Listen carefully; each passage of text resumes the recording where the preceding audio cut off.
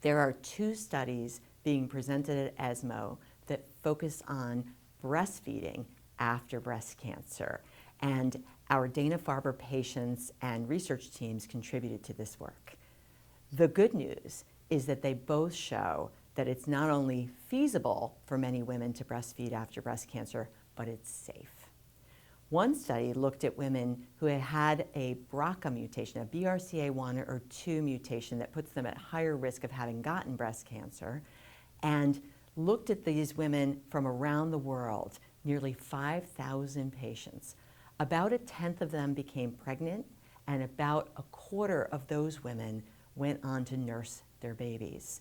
When they looked at whether or not the women who nursed their babies or breastfed did as well as the women who didn't breastfeed but had a pregnancy, they did indeed. So good news, it appears to be safe from a breast cancer recurrence standpoint. The other study was the POSITIVE trial, and the POSITIVE trial was a study that looked at interrupting endocrine therapy for women with history of early breast cancer who wanted to have a pregnancy. Many of those women did indeed go on to become pregnant, and we showed in prior work that that's safe, at least in the short term, and we continue to follow these women.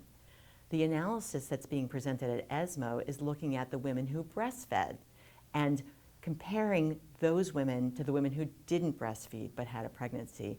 And again, the investigators showed that it's not only feasible and that a large proportion were indeed able to breastfeed, about 66% in this study, but that it was also safe.